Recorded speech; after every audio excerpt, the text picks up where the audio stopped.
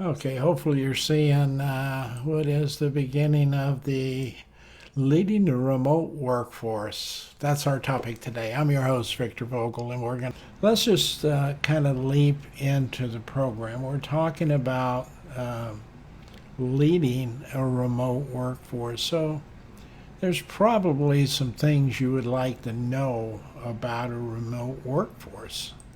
And so I want to take a little bit of time and do a basic introduction to the remote workforce. Uh, First of all, I want you to realize that there's a model that I have that I used starting way back around 1999, 2000. There was a real push for this idea of integrating people, particularly in global countries, but even in domestic companies, but companies that were international and spread out across continents for that matter. Sometimes we needed to have their employees engaged with us in a process where we provided some sort of interface and could formulate a team no matter where these people were located. Wow. So once you have that going, of course, there's not just sustaining the remote workforce, but getting it to be better and better as you go along. So this is the basic model we'll talk about in a few minutes. But I'd like to take a short period of time and talk about some things in front of that model that are really critical. And one of them is the leader. The leader in the organization is really the key to a remote workforce. So I'd like to kind of discuss the purpose of a remote leader. They have to communicate and instill the organization's culture throughout the remote workforce. It is one of those things where they are the link between the top and throughout the organization. So the benefits, the leader establishes the right culture for the workforce. They facilitate the synergy to build that high performance team and create the results that are a little above expectations in most cases. The leader is a barrier eliminator. They're really beneficial and as a resource because they are seen as an expert for their area. So I kept talking about a high performance team. I thought it'd be interesting. There is a difference in a high performance team and just a team. And the difference is the synergy that a high performance team develops because of all of the things I just expressed. Clear role clarification, clear identity of my role in the team, whether I'm a leader, whether I'm an innovator, a creator, or whether I'm someone who's an executor, a detailed person versus a big picture person. All those roles are clearly defined up front on a high performance team, and people allow those team members to execute those roles. They don't get jealous. They're not trying to beat out some other team member. They know that, hey, when it comes to getting things organized, put into a plan and gotten out there, I got to let that go and give it to this person over here because they do that well. But creating that right culture makes that happen. We saw some of those dynamics: compassion, congruity, competence, those kinds of things that are critical for developing a strong, high-performance remote work culture. High-performance team leadership skills. You got to know how to create that high performance team and make it operate like a high performance team. We talked about that difference. You got to keep the team together.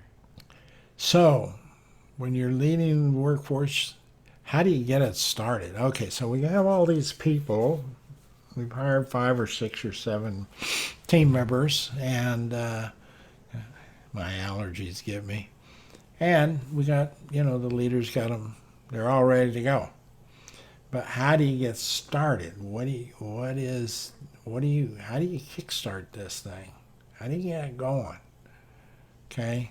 And so there's some important things to remember about that. You got to have a team building seminar in person, not remotely, not through video conferencing or anything else.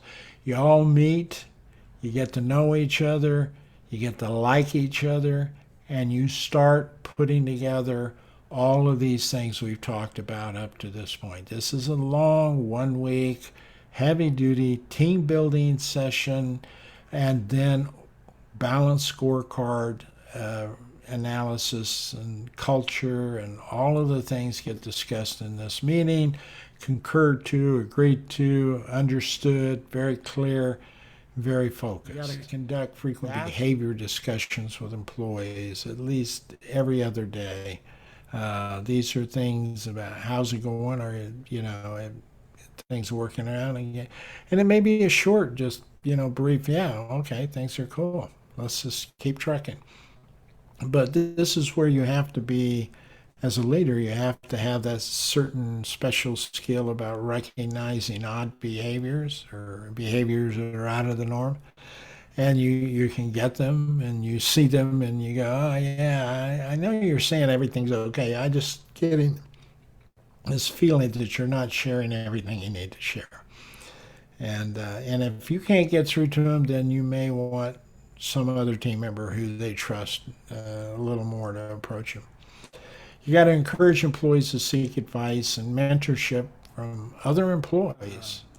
And so what we've covered is the importance of the remote leader's role.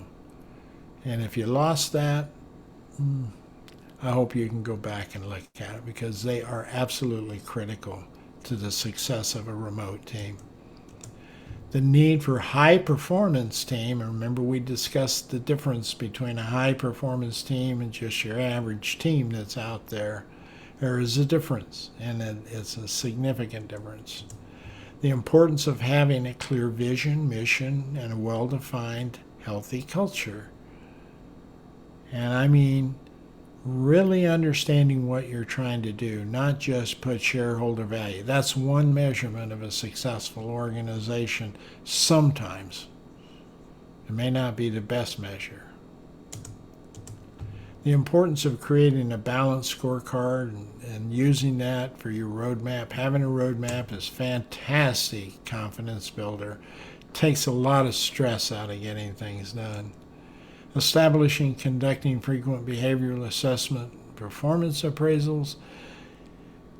I can't harp on how important and how much difference that will make in your life as an organization if you handle their performance under the behavioral assessment approach that I talked about. It'll just make life so easy for you. Conducting frequent visual remote meetings. That means not texting, not on the phone. It's like everywhere you go, I don't care where you go, you have the ability to be visual. Use that visual. Quit using the idea that you can't or don't like to be seen on screen. Don't use that as a crutch. You're really hindering 70% of your effectiveness in communication.